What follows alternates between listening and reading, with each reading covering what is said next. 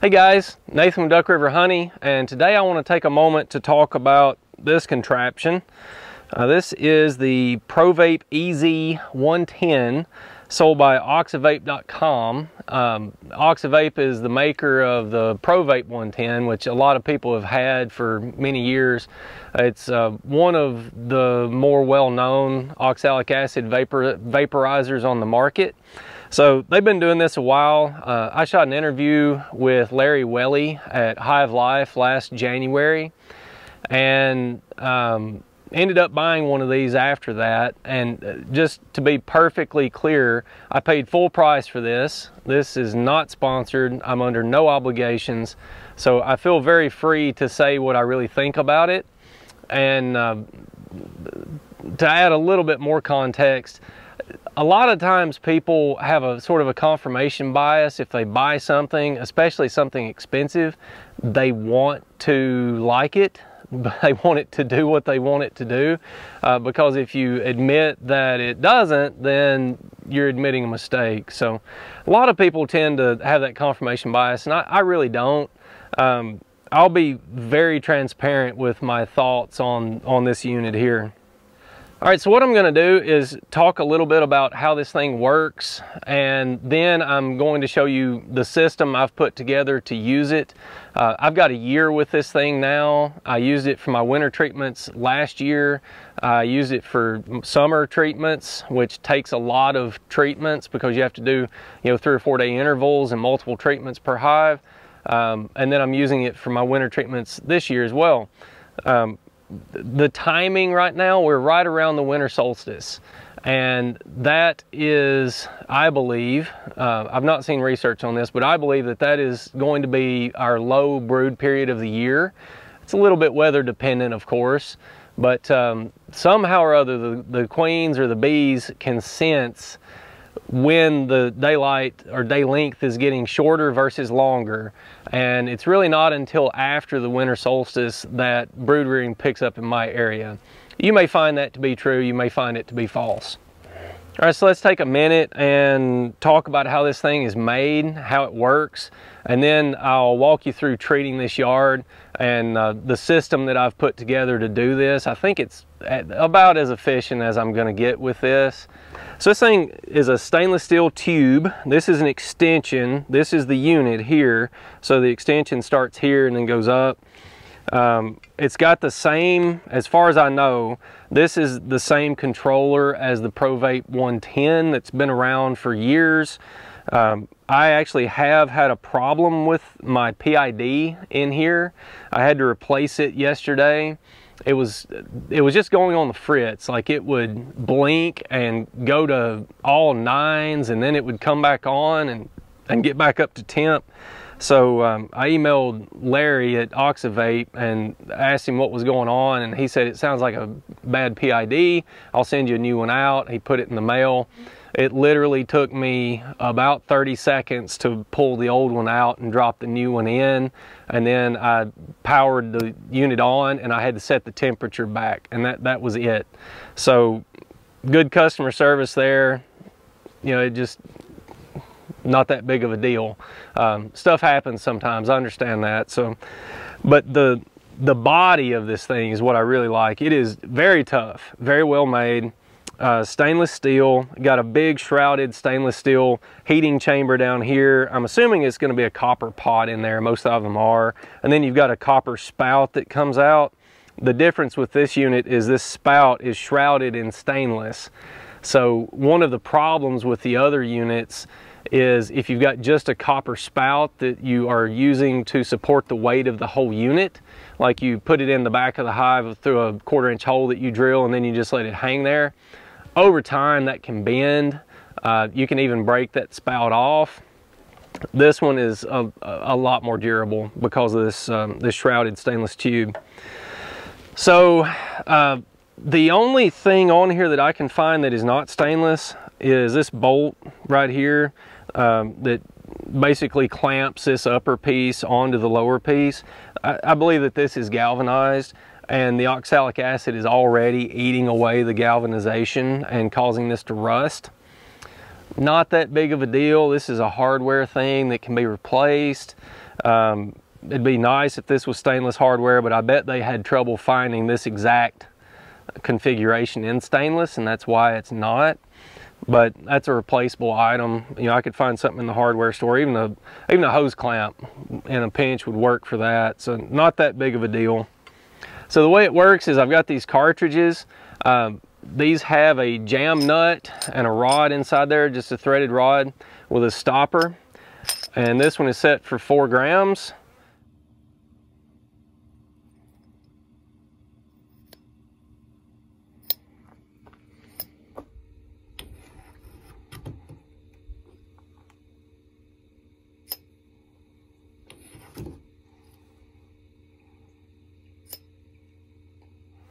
And it is just free moving in there. So you jam this down in some oxalic acid, you pull in a 4 gram dose, and then you drop it in this tube. When it hits the bottom, it bumps. That forces, the inertia forces the rod down, which forces the plunger down. It drops your dose of oxalic acid down into the heating pot. And then when you're done with your dose, just turn it over, pull this out, dip it again, get your next dose, and go from hive to hive to hive. This unit is different from a lot of the others, the handheld units, in that I can do this standing up. I don't have to bend over, I don't have to drill holes, I'm just going in through the entrance. All right, so now I'm gonna walk you through my workflow in using this thing, and we'll actually time treating this yard. I think I've got 23 hives in here. So we'll see how quick this thing is with someone who is practiced with it, and you know, I'd say I pretty much know how to use it at this point. So we'll get a good idea of what the speed's going to look like. So guys, I'll put a disclaimer in here that the legal dose of oxalic acid currently, I believe, is still 1 gram per hive body, and that's a little vague. I'm using all mediums, so I've got 3 hive bodies. So does that mean I can use 3 grams versus 2 double deeps, which is the same volume? I did a whole video on this. It's very frustrating, and the way the laws are written, it makes a lot of beekeepers into outlaws. It's a frustrating thing. So read your label. The label is the law, and there is currently only one provider of oxalic acid that is legal to treat bees for varroa mites. So that's my disclaimer.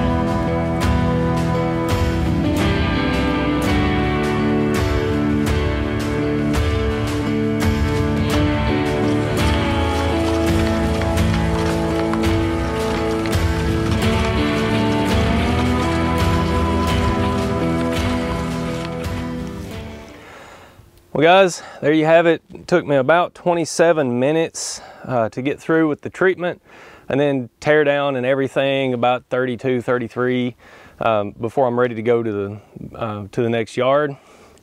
That could have been a little bit quicker if I had tied my extension cord before I got started. I forgot to do that, so the extension cord loosened up and my heater stopped working. Took me a second to realize what was going on and get that resolved, but other than that, it worked fine. So let's talk about what I like and don't like about this thing. I'll start with the likes. I like how well it's built. I like how fast it is to dose. Those little cartridges are ingenious. They work well. I love going through the front entrance on some bottom boards. It's easier on some bottom boards than others. The bottom boards that I've got that have a flat landing board, and I put the entrance reducer in upside down, so the entrance is spaced up a little bit. Those are easier to use with this thing than slanted landing boards with the entrance reducer hole facing down. So I've started just setting my bottom boards up like that. I can pop this nozzle in. It's easier to get it in because I've got some, a little shimmed space there, and I can just leave it there on those flat bottom boards with the entrance reducer facing upward. It works really, really well. I have stopped using rags to block the flow, and I deal with that just by thinking, okay, I've got a little bit of a leak, but I'm applying more, so I think that evens out. But doing away with the rags saves a lot of time. What I was using before, I had to pre-measure in the cups with a little spoon. I had a John's EZ vape, and it took a lot of time to do that. So going to the cartridges works really, really well. I like being able to stand up and do all this. I don't have to worry about the weight of the unit sitting on just a copper tube. So I really like all that. It seems rugged, it's fast, 27 minutes for 23 hives, something like that. I could have been a little quicker than that. Filming and stuff slows everything down. So I'm pretty happy with the time investment that I've got to do these treatments. The things that I don't like OEV in general because it's dangerous for the applicator. That's something that's just a trade-off. It's just a trade-off. It's better for the bees than it is for me. That's a trade-off I'm willing to make at this point in time. That may change over time. So I don't like the dangerous chemical. I don't like the number of times that you have to apply in summer, but that's just OEV stuff. That's not specific to this unit. I don't like the cost of this unit. It's $735, but I try hard to look at value, not cost. If you buy an asset and it saves time, saves money, or makes money, then you shouldn't be so squeamish about the price. There's a big difference in price and value. So I'm pretty happy with how this thing performs. I'm actually really happy with how it performs. It's scalable. I can run more hives than what I've got now, and what I've got now is very manageable with this unit. So I'm glad I bought it. The cord, I'm not crazy about the cord at all. If I ever made a change from this, it would probably be to get a battery powered unit. The Oxavap sold by Larrabee's is interesting. It's more of the other style. I don't know what you would call it, the handheld unit versus this wand style or stick style or whatever you want to call this. I like going in through the entrance. I like having this thing tall so I can just stand there with it. And the other units, I think you're going to keep your hand on them more, and you may be leaned over a lot. So I like using this one, but it'd be pretty cool if this one had battery power that used DeWalt, and I didn't have to bring the generator with me. That'd be pretty sweet. I like the company pretty well. Oxavap's been in the business a while. Larry has been doing this a while. These are rebuildable. They're pretty robust. I know that they're in commercial applications quite a bit. You know, some of the other entrants to the market, the competitors that are coming in, they may be great, they may be better. I'm generally not an early adopter on things like that. I like to get tried and true stuff and let other people work out the bugs on things. That's just my personality now. You know, a lot of people are early adopters and jump right in, and that's great. I really wanted a trouble-free unit with this, and I had to replace the PID on it. That wasn't a big deal. I have to watch for the cord pulling out. Other than that, it's been solid, really solid.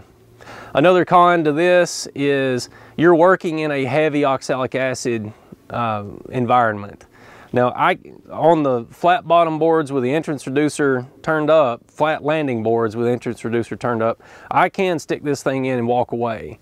So I can get upwind of it and not have oxalic acid blowing back in me, back in my face or around me. But on some of these bottom boards, I've got to stand there and hold it. And since I'm not using a rag to keep all of the vapor in the hive, just for time purposes, yeah, I'm working in a lot of oxalic acid. Stuff gets, you know, it gets on your clothes. It will eventually start corroding metal zippers. So you just have to be aware of that stuff. You know, the clothes that I wear to do this, I take off as soon as I get home and wash them. Make sure I don't play with my kids while I'm wearing those clothes, and just things you have to think about. You got to think about those things. So who do I think this is for? Well, I don't think it's for most people. If you've got if you've got just a few hives, I don't think it's worth the money. You know, you can buy a lot cheaper units and do what you need to do with a few hives. But if you start getting into the sideline category, I think that's a good fit for it. You know, if you've got more than 20 or 30 or 40 hives, you're wanting to do OAV, you should probably take a look at this unit. It works well, it's time efficient. You know, I'm pretty happy with it. Now, commercial guys, I don't know. I think some commercial guys with hundreds of hives or thousands of hives, they might use it. But I think just for time's sake, they're probably going to go with one of the propane-powered foggers in most cases, and not have to worry about generators and gasoline for the generators and extension cords and all that mess. So that's sort of my thoughts on that. I think this is a good sideline unit. It would be good for a commercial guy with hundreds of hives, going into it knowing that you're going to need the generator and extension cords and stuff, and there are other units that are propane powered that can do it quicker and maybe easier. I've heard those can be a little finicky as well. You know, everything's got trade-offs, everything's got problems. You just pick the problems you can live with and live with them. Oh, one other thing I don't like about it is I don't have a case for this thing. I don't like it just riding around in the back of the truck. You know, I do have a topper on my truck so it's not getting wet, but I don't want it in the cab because it's covered in acid. And I've thought about putting it in like a plastic rifle case or something like that that would be long enough for it, but then it's plastic and this thing gets hot, and so I wish I could find a heat resistant case to carry it around in. Then I would be, you know, happy about not throwing stuff in on top of it or it getting wet or whatever. So it's a little awkward to store and transport. And that's one last thing that I don't like about it. And that's a definite don't like about it. So anyway, I hope this helps, guys. Appreciate you watching. I'll see you on the next one.